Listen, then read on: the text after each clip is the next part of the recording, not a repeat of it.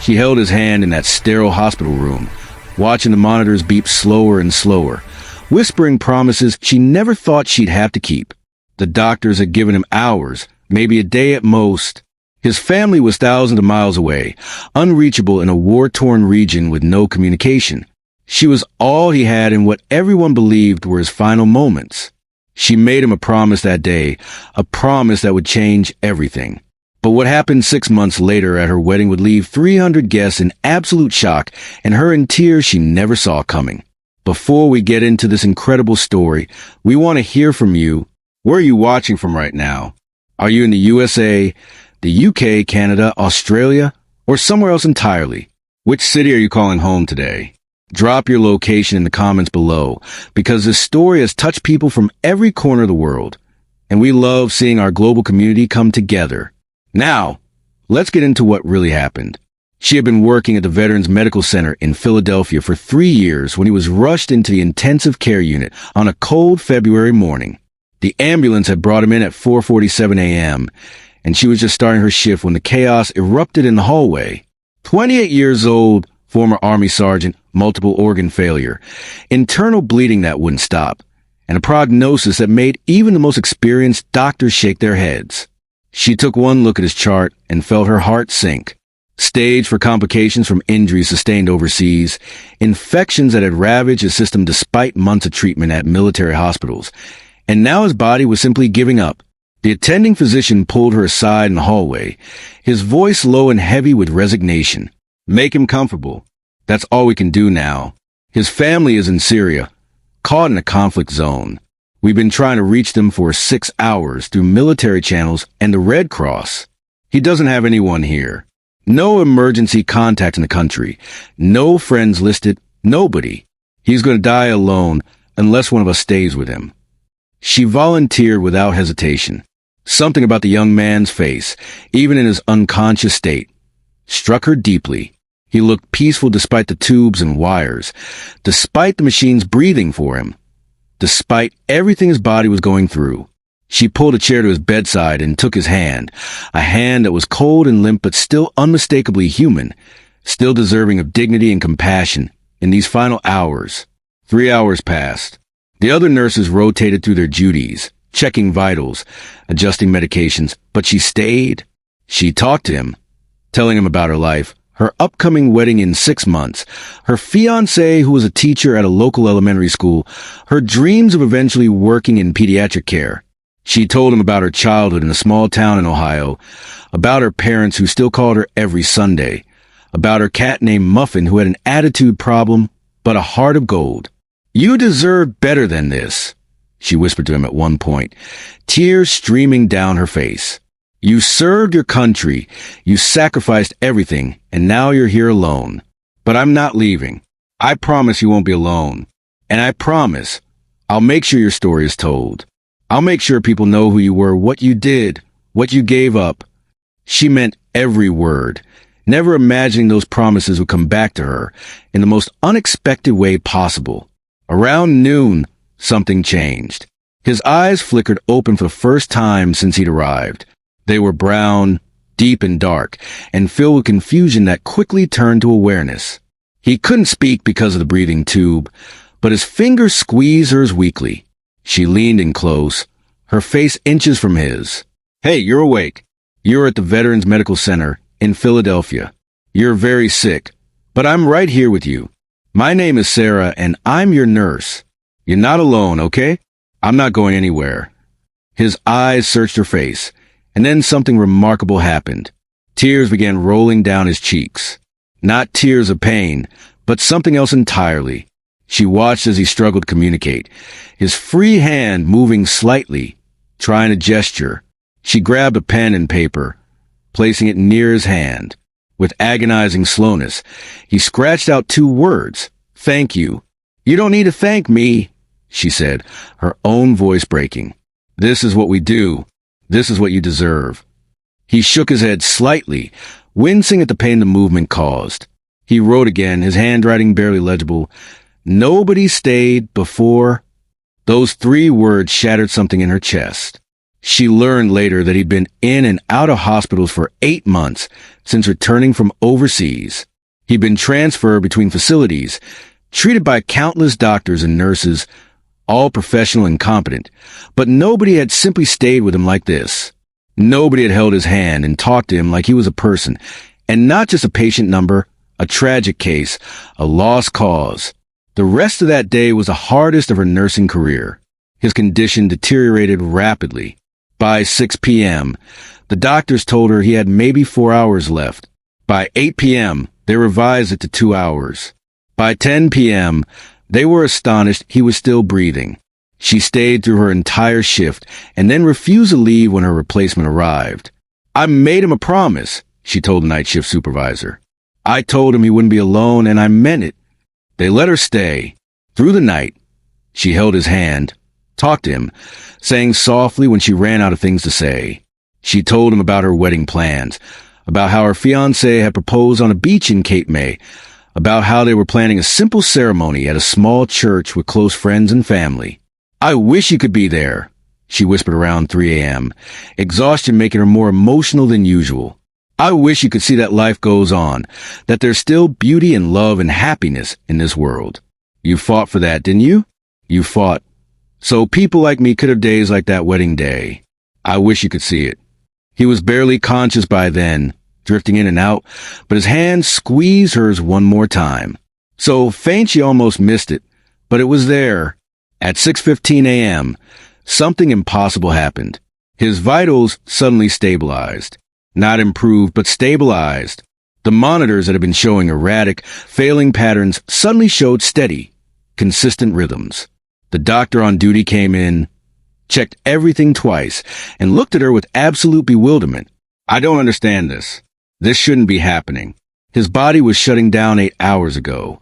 But it was happening, hour by hour through that second day. He clung to life with a tenacity that defied every medical expectation. She stayed with him through another full shift, and then another. 72 hours after he'd been admitted with hours to live, he was still alive. Weak, critical, but alive. Finally, the military succeeded in reaching his mother through international channels. She was trapped in a refugee situation, but managed to get to a communication point. The phone call was brief and filled with static, but her voice came through crying, praying, begging her son to hold on, telling him she loved him, that his sisters loved him, that they were trying to get to him, but the borders were closed. The fighting was too intense. She held the phone to his ear and watched as fresh tears rolled down his face. When the call ended after just 3 minutes, the connection lost. He looked at her with an expression she would never forget. Gratitude, determination, and something else. Hope. Against every odd, every medical prediction, every logical expectation, he didn't die. 1 week passed. Then 2 weeks. Then a month. His condition remained critical, but he was alive. She visited him every day, even on her days off, even when she was assigned to other units. Other nurses started calling it a miracle. The doctors called it inexplicable. She just called it stubborn determination. "You're not allowed to die on me now," she told him during one visit. Try to keep her tone light, even though she was terrified every time she walked in that she'd find his room empty. "We've come too far. You fought too hard." He still couldn't talk much. The damage to his system was too extensive, but he could write a little, could nod, could communicate in small ways. He wrote her notes, short messages that she kept in her locker at work. "Thank you for staying. You saved me. Tell me more about your wedding." So she did. She brought in photos of her dress, showed him pictures of the venue, talked about the menu and the flowers and the music. Her fiancé, Michael, started joining her on some visits. Michael was a good man, patient and kind, and he understood why this patient had become so important to her. "You gave him something to hold on to," Michael said one evening as they left the hospital. "When he had nothing else, you gave him a reason to keep fighting." But the doctors remained pessimistic. They told her privately that even if he survived the immediate crisis, he would likely never leave the hospital. The damage was too severe, too widespread. Best case scenario, they said, he might make it another few months in intensive care. They'd done everything they could, but Sometimes the human body simply couldn't recover from that level of trauma. She refused to accept that. She pushed the medical team to try experimental treatments, to consult with specialists across the country, to explore every possible option. She became his advocate, his voice, his fighter. The hospital staff started joking that she'd adopted him, but there was truth in it. She felt responsible for him in a way that went beyond her professional duties. 2 months after that first terrible night, his mother finally made it to the United States through a complicated refugee program. The reunion in that hospital room left everyone in tears. His mother, a small woman with graying hair and eyes that had seen too much suffering, held her son and sobbed in a language she didn't understand but whose meaning was universal. Love, relief, gratitude. Through a translator, his mother thanked her over and over. You kept him alive. You gave me back my son. How can I ever repay you? Just help him keep fighting, she answered. That's all the repayment I need. With his mother there, visiting every day, sleeping in a hospital room, his progress accelerated. It was still slow, still painful, still uncertain, but he was improving. 3 months after admission, he was moved out of intensive care.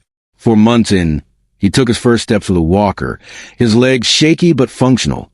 5 months in, the doctor started using words like remarkable recovery and unprecedented and medical miracle. She watched it all, visited regularly, and saw him transform from that dying soldier she'd held hands in the darkness to a young man reclaiming his life piece by painful piece. But she also got busy with her own life. The wedding was approaching, final preparations consuming her free time. She told him about it during her visits, showed him the invitation, told him the date. I wish you could be there, she said again, echoing what she'd whispered that first night. But I know you're still recovering, still getting stronger. The important thing is that you're alive. That's the real miracle. He nodded, writing on his ever-present notepad. I'll be watching over you that day anyway. Guardian angel. She laughed, hugged him carefully, and left that day feeling lighter than she had in months. Her patient, her miracle patient, was going to live. That was enough. That was everything. The wedding was planned for the first Saturday in August at a small church in her hometown, about 2 hours from Philadelphia. 300 guests, mostly family and close friends, people who had known her and Michael for years. She'd sent courtesy invitations to several co-workers from the hospital, not really expecting many to come since it was far and on a weekend, but wanting to include them in the celebration. The week before the wedding, she made one final visit to see him. He'd been moved to a rehabilitation facility, continuing his recovery with physical therapy and ongoing medical care. He was sitting up when she arrived, looking stronger than she'd ever seen him. Look at you, she said, genuine pride in her voice. You're amazing, you know that? 6 months ago, the doctor said you had hours to live. Now look at you. He smiled, a real smile that reached his eyes. Because of you.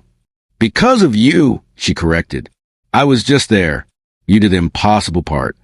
They talked for an hour about everything and nothing. She told him about last-minute wedding stress, about her mother driving her crazy with details, about how she couldn't believe the day was almost here. He listened, asked questions in a still, quiet voice, and seemed genuinely happy for her. When she left that day, he gripped her hand one more time. Sarah, thank you for everything, for staying that night, for all the nights after, for making me believe life was worth fighting for. She hugged him, careful of his still healing body. You changed my life too, you know? You reminded me why I became a nurse, why this matters. So thank you right back. She had no idea that would be the last time she'd see him before the wedding. She had no idea what he'd been planning for weeks, working toward with every ounce of strength he possessed. The wedding day arrived with perfect August weather, sunny and warm but not too hot.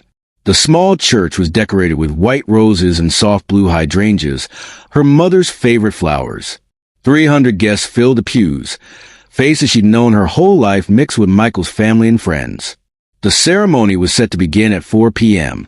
She waited in the small room at the back of the church, her hands shaking slightly as her maid of honor fixed her veil for the third time. She felt beautiful in her dress, felt ready, felt excited and nervous and overwhelmed in the best possible way. Through the door, she could hear the string quartet beginning to play, the signal that guests were being seated. Her father appeared at the door, handsome in his suit, his eyes already misty. "Ready, sweetheart?" She nodded, taking his arm, her heart pounding. This was it. This was the moment she'd been planning for, dreaming about, working toward. She thought briefly of her patient, the soldier she'd sat with through that long, dark night, and sent up a silent thank you that he was alive to share this world with her, even if he couldn't be here in person. The doors opened. The music swelled to the wedding march. Everyone stood, turned to look at her. She saw Michael at the altar, saw him smile, saw him wipe his eyes. She started down the aisle on her father's arm, step by careful step, trying not to trip on her dress, trying to breathe, trying to take it all in. Halfway down the aisle, she noticed a commotion at the back of the church. Someone had entered late, and people were turning, whispering, their attention divided between her and whatever was happening behind her. She felt a flash of annoyance. This was supposed to be her moment, and someone was causing a disruption. But then she heard it. A voice, quiet but carrying in the suddenly hushed church. "Sarah." She stopped walking. She knew that voice, even though she'd only heard it at full strength a handful of times. Slowly, her mind refusing to process what was happening, she turned around. There, standing at the entrance to the church, was him, the soldier, her soldier, the man who was supposed to be in a rehabilitation facility 2 hours away. The man who'd been too weak to stand without assistance just a week ago. He was standing on his own, wearing a military dress uniform that hung a bit loose on a still recovering frame, but standing tall and proud and alive and here. Her bouquet dropped from her hands, flowers scattering across the aisle. Her free hand went to her mouth. Tears immediately spilled down her carefully made-up face. "You're here," she whispered, even though he was too far away to hear. He smiled, that same smile from the hospital, and began walking toward her. Each step was careful but determined. His mother was beside him, supporting him gently, tears streaming down her own face. The church was absolutely silent except for the sound of his footsteps and the collective held breath of 300 witnesses to this impossible moment. He reached her, and she let go of her father's arm without thinking, reaching out to him. He took her hands, his grip stronger than she remembered, warm and alive and real. "You said you wished I could be here," he said, his voice still quiet but steady. "You said you wished I could see that life goes on, that there's still beauty and love and happiness. I couldn't let you down.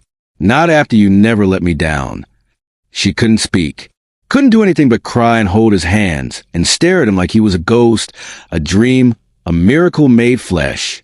"I've been working toward this for weeks," he continued, and she could see the effort it was costing him to stand, to speak, but also the determination that had kept him alive in the first place. "The doctors didn't want to let me come. They said it was too soon, too risky, too much. But my mom and I convinced them. We drove up this morning. I couldn't miss this. I couldn't miss seeing you happy after you saved my life." The church erupted.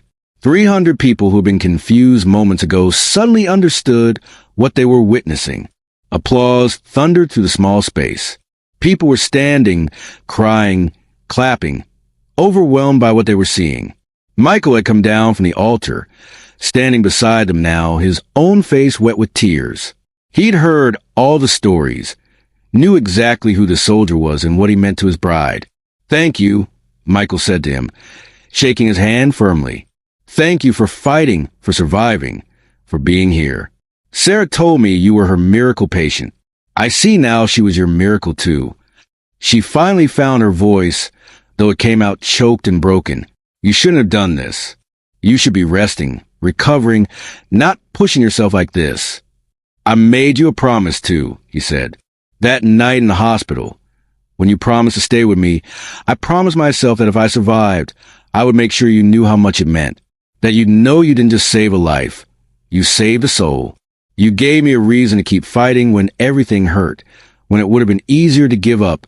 You talked about this day, about this wedding, about love and happiness and the future. You made me want to live to see days like this, even if they weren't mine. especially if they weren't mine.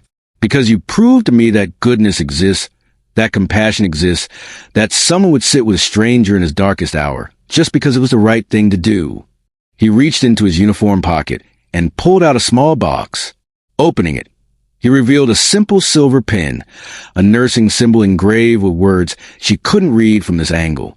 This was my grandmother's, he explained. She was a nurse in Vietnam. She saved my grandfather's life when he was wounded. They fell in love, got married, had my father. But before all that, when she was just a young nurse and he was just a dying soldier, she stayed with him through the night, just like you stayed with me. My grandmother died before I deployed, but she gave me this pin and told me to give it to someone who embodied what nursing really means. Someone who sees the person, not the patient. Someone who gives hope when there's none left. He held it out to her, his hand steady despite everything. This is yours, Sarah. You earned it. You saved me. And I want you to have this reminder that what you do matters, that you matter, that you change lives in ways you might never fully understand.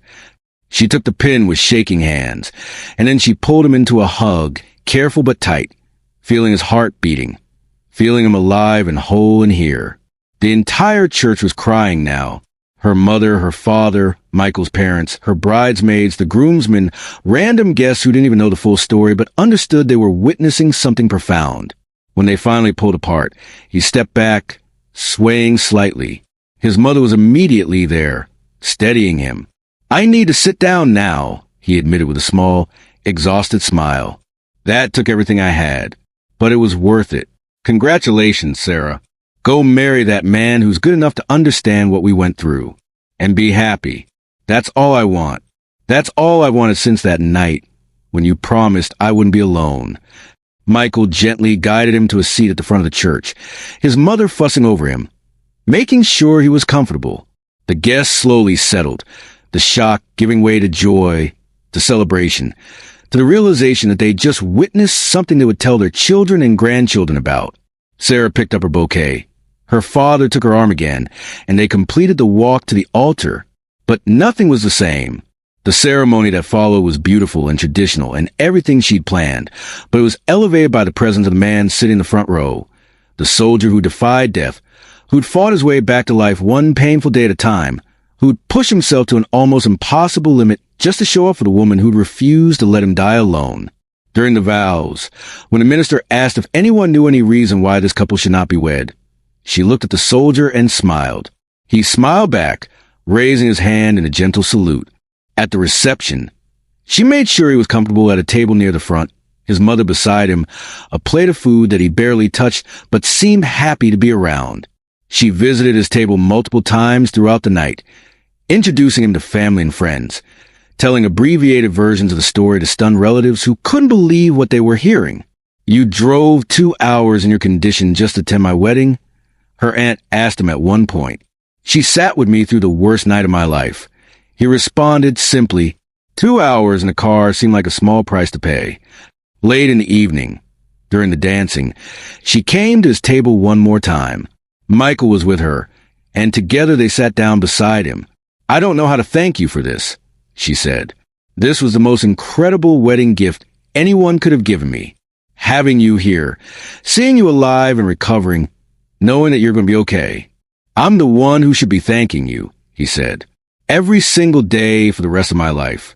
You know what kept me going during the hardest parts of recovery? I kept thinking about this day, about your wedding, about the promise I made myself that I'd be here to see you happy. Every time physical therapy hurt too much, every time I wanted to give up, every time the pain was too intense, I thought about you holding my hand that night, telling me about your dress, your flowers, your plans. And I'd push through one more day. Michael spoke up then, his voice sincere. You're welcome at our home anytime. I mean that. Sarah's told me so much about you, about what you both went through. You're family now. And family doesn't leave family behind. They sat there for a while, the three of them, talking quietly while the party continued around them. Other guests came up periodically, wanted to meet the soldier, wanted to hear bits of the story, offering their own thanks for his service, their own amazement at his recovery. Around 10 p.m., She noticed him starting to fade, the exhaustion catching up with him. His mother noticed too and started preparing to take him back to Philadelphia, back to the rehabilitation center where he still had months of recovery ahead. She walked him to the car, Michael beside her, still in their wedding attire. The night air was cool, a relief after the warmth of the reception hall. "Thank you," she said one more time. "Thank you for surviving. Thank you for fighting. Thank you for being here today. Thank you for reminding me why I do what I do." He hugged her gently and then shook Michael's hand. "Take care of her. She's extraordinary." "I know," Michael said. "Believe me, I know." They watched as he got into the car, his mother driving, both of them waving as they pulled away. She stood there with her husband, her brand new husband, watching the taillights disappear, feeling overwhelming gratitude for the strange, beautiful, impossible turn of events. "He's going to make a full recovery, isn't he?" Michael asked. She nodded, absolutely certain. "Yes, he survived the impossible already. The rest is just details. He's going to live a long, full life. I know it." 3 months later, she received a letter at the hospital. It was from him, written in his own handwriting, now steady and strong. "Dear Sarah," it read, "I'm writing from my own apartment. Something I never thought I'd have again. The doctors officially cleared me from the rehabilitation program last week. I'm not back to 100%, and honestly, I might never be completely back to how I was before, but I'm alive, I'm independent, and I'm happy. My mother moved here to be near me, and we're building a new life together. I'm starting college in January, using military benefits to study nursing. You inspired me. I want to be for someone else what you were for me.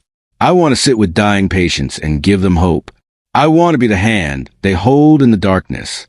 I attached a photo. That's me at graduation from physical therapy, standing on my own, no walker, no assistance. I keep your wedding photo on my desk. When I look at it, I don't just see a beautiful bride and groom. I see proof that miracles happen, that compassion changes lives, that one person staying through one terrible night can alter the entire trajectory of another person's existence. You saved my life, Sarah, and then you gave me a reason to live it. Thank you will never be enough, but thank you anyway. Forever grateful, James. She pinned the letter to her locker at work, right next to the photos from her wedding. Every shift, before she went onto the floor, she looked at them, the letter, the photos, the reminders of why she'd chosen this profession, why she showed up every day, why she cared about strangers the way most people reserve for family. And whenever she had a patient who seemed beyond hope, whenever the doctors used words like hours left or nothing more we can do, she thought about that February morning, about the soldier who defied every prediction, about the power of simply staying, of simply caring, of simply being present in someone's darkest moment. She never forgot that night, those months, that wedding day when Impossible walked to the church doors in a military uniform and changed her wedding from simply beautiful to absolutely unforgettable. This is a true story that happened in Philadelphia, a reminder that miracles don't always look like we expect them to, and that sometimes the smallest act of compassion create ripples that change lives forever. Sarah still works at the Veterans Medical Center. James graduated nursing school 2 years after the wedding and now works in hospice care, specializing in end-of-life compassion for veterans. They remain close friends, and he never misses sending her flowers on her anniversary. A thank you for giving him the chance to have anniversaries of his own. If this story touched you, if it reminded you of the power of human kindness, please share it with someone who needs to hear it today. And don't forget to let us know in the comments where you're watching from. Stories like this connect us across borders, across cities, across oceans. They remind us that we're all human, all capable of extraordinary compassion when we choose to stay, to care, to be present. Thank you for watching. And remember, sometimes the most powerful thing you can do is simply stay.